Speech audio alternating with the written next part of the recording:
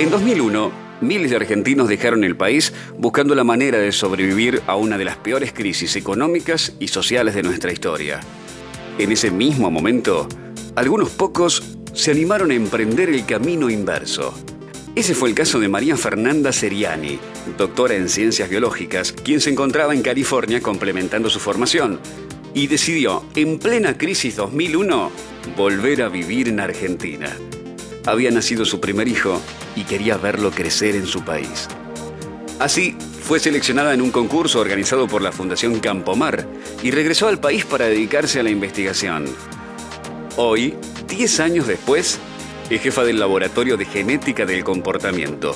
Su trabajo es reconocido internacionalmente y, entre otras distinciones, en 2011 recibió el Premio Nacional L'Oréal UNESCO por la mujer en la ciencia, con el respaldo del CONICET. Pero además de ser una científica brillante, María Fernanda es una madre feliz que disfruta todos los días viendo a sus 3 hijos crecer en Argentina.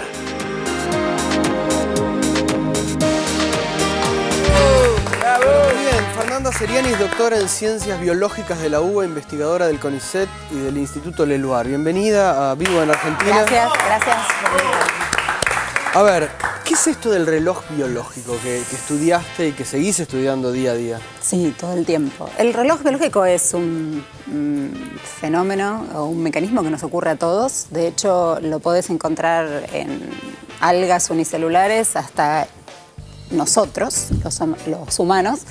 Y en realidad es un fenómeno que regula, coordina todo lo que hacemos en contexto de lo que el ambiente nos dice. O sea, toma información del ambiente, anticipa los cambios ambientales y nos prepara para lo que se va a venir. O sea que básicamente es un proceso que surgió como respuesta, digamos, al hecho de vivir en la Tierra, donde se suceden los días y las noches, ¿sí?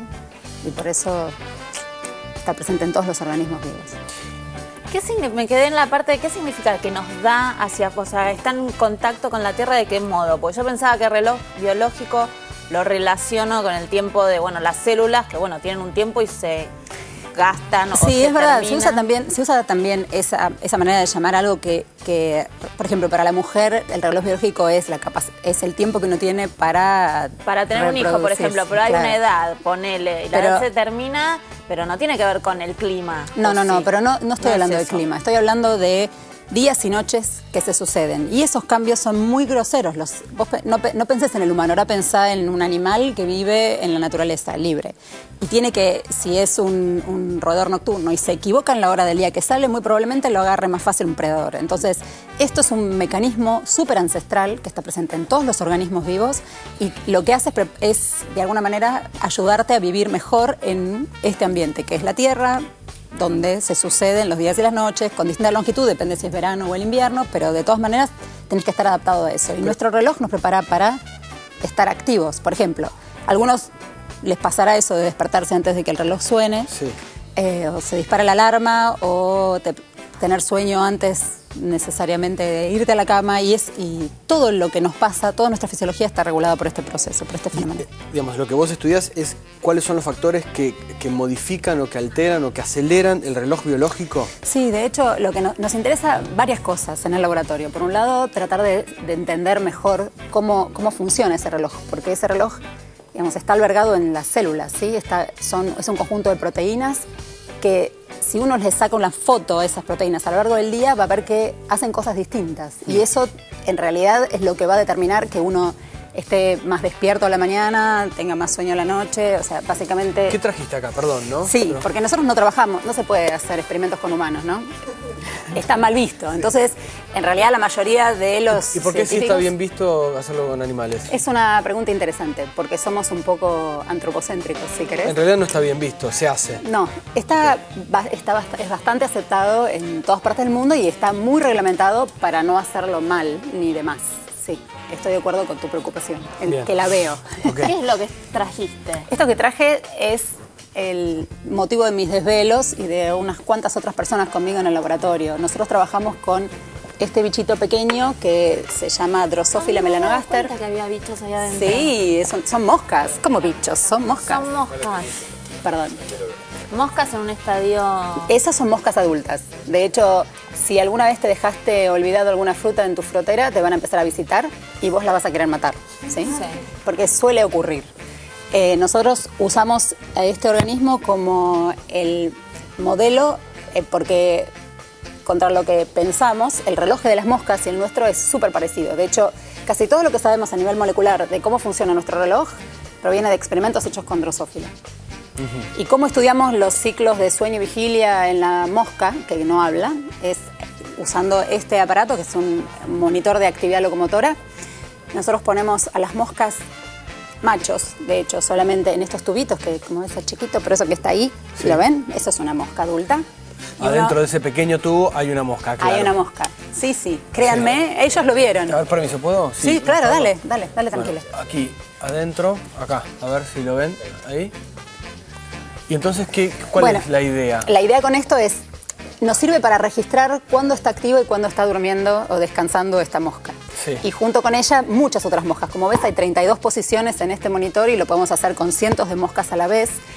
Y desde este monitor, a través de un cable telefónico, va la información a una computadora que nos dice a esta mosca está activa en este momento del día y está descansando en este otro momento del día. Entonces nosotros podemos alterar propiedades de este reloj y ver cómo responden. Y de esa manera concluir respecto de cuál es el efecto de esas alteraciones. ¿Se entiende lo que digo? Lo que yo no entiendo, digamos, es esto en qué nos puede ayudar a nosotros como seres humanos a entender cómo funciona el reloj biológico. Bárbaro. Es una pregunta que vale la pena hacerse, digamos. Como el reloj impacta la vida de los humanos y todo lo que nosotros hacemos es un poco una manifestación de ese reloj biológico, aprender cómo funciona sirve para entender cómo evitar sus problemas. Por ejemplo, viste que hay gente que trabaja en horarios nocturnos, hay gente que vuela, los pilotos de avión y las azafatas están obligados a tomarse aviones todo el tiempo y eso desajusta su reloj, porque algo que yo no dije hasta ahora es que este reloj endógeno que tenemos se pone en hora cada día, como haríamos con los relojes antiguos. Y como un reloj se puede irse de hora y provocar una enfermedad, por ejemplo. Por ejemplo, sí, de hecho, recientemente hay cada vez más laboratorios tratando de estudiar justamente cuál es la consecuencia de estas disrupciones crónicas al reloj biológico. Y lo que hasta ahora en modelos animales se demostró es que te dan susceptibilidad a distintas enfermedades, por ejemplo, cáncer. Ajá. Pero además no solo eso, si vos elegís el momento adecuado del día para tomar un cierto medicamento, necesitas mucho menos de ese medicamento para que sea igualmente efectivo.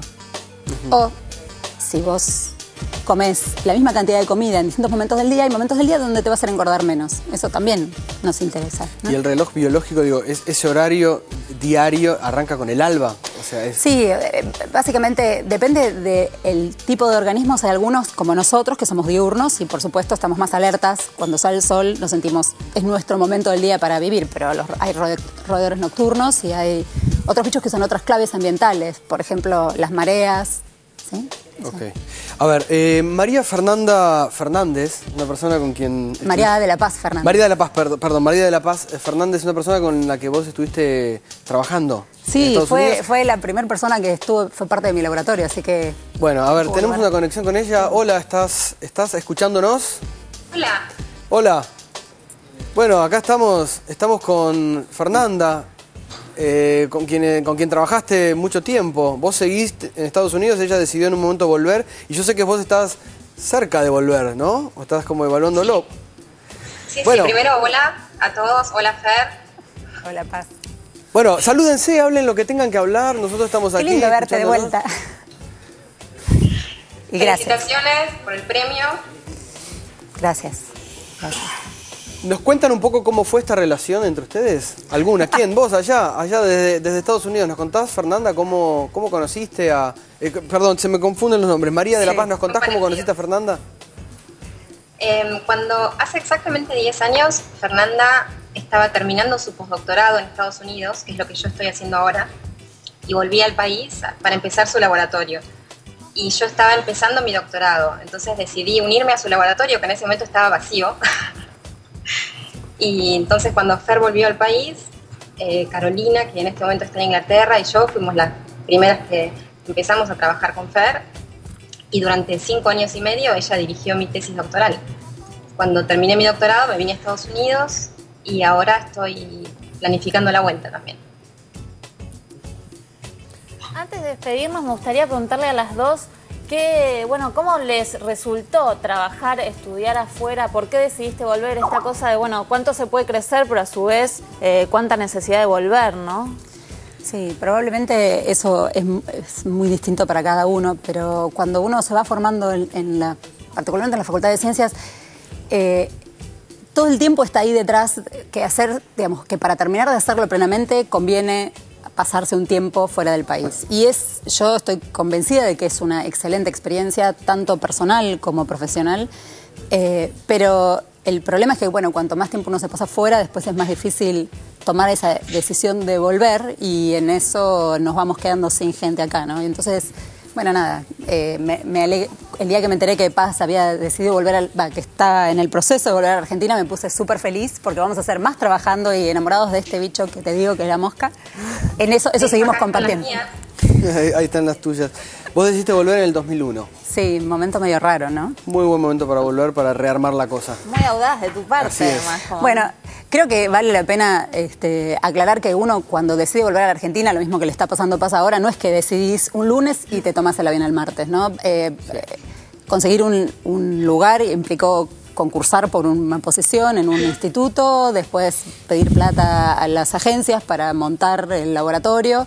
O sea que es algo que lleva un par de años tal vez, o un año y pico, y después te pasa como diciembre de 2001 en la Argentina y te podés cuestionar, ¿es un buen momento o no?